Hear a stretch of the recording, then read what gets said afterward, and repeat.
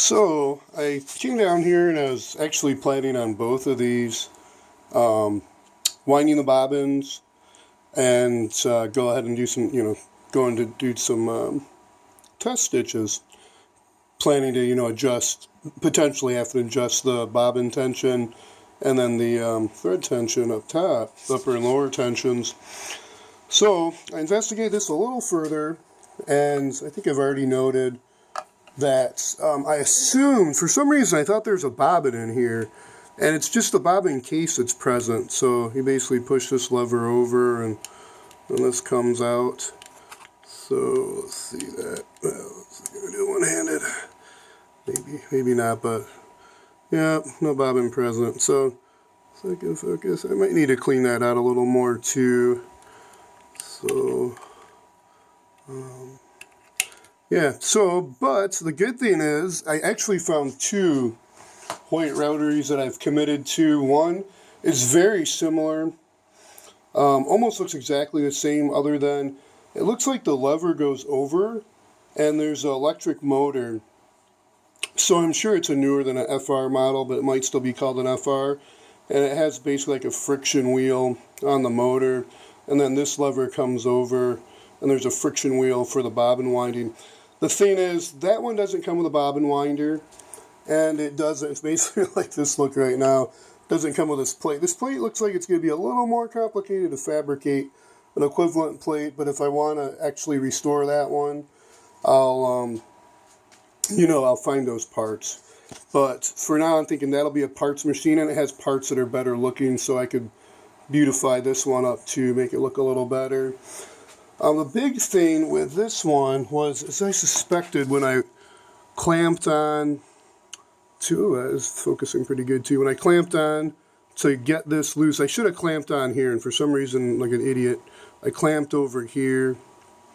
And actually I suspected a little bit like that was, it didn't make sense. Why would that be bent down? It was already that way. Like it should be protruding up to make, see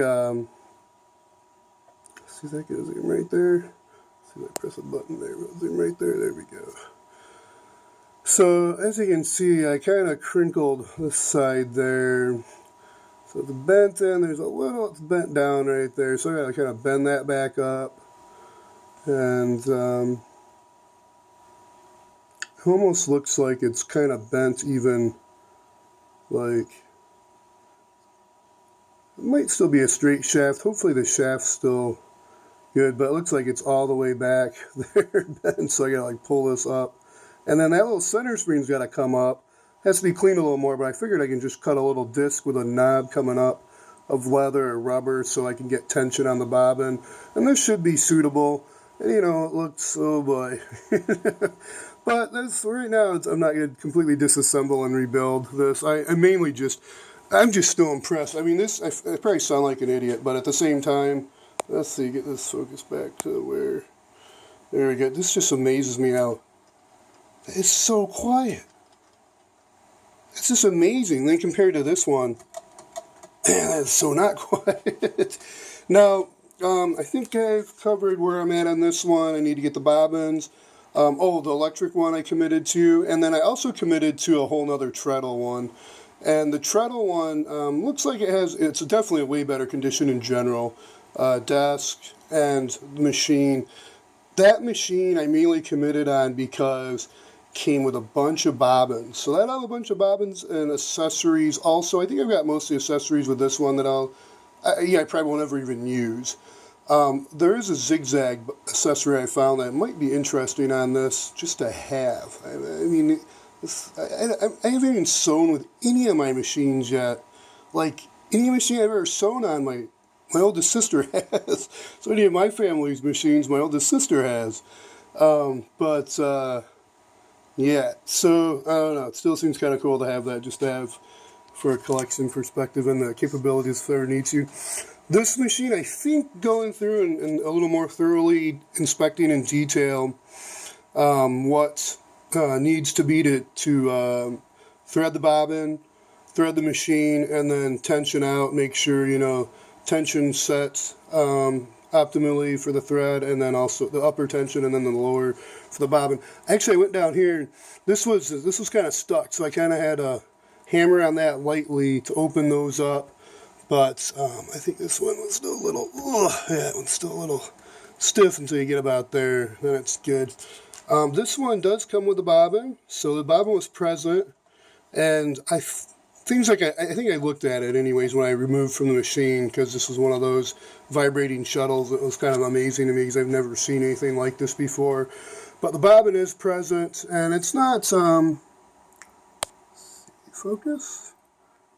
Yeah, focus. There we go. So it actually looks really good condition, so I don't even think I need to clean it up much.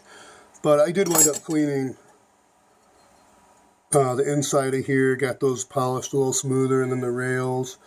So those slide, at least this one I was mainly concerned, making sure it'll slide for me with ease. This back one I kind of probably could go a little more, but I figured I wouldn't need to get into it too much.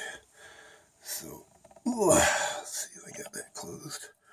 Yeah, I can close a little more. But, so, let's see this back to focusing out.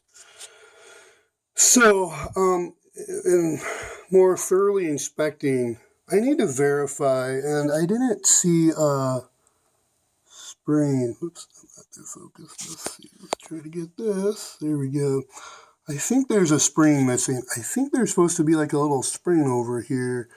Unless this design doesn't have. It seems like there's supposed to be a little catch spring somewhere. And I don't feel, there's not like a protruding spring anywhere where before this goes up. I think it is. It goes up, comes in and comes back out, and then down through here, and then down to here, and then threads. I think there's supposed to be a little spring there, so I might need to order spring. So, guessing that's something kind of common. I recall seeing that. There we go, zoom back out.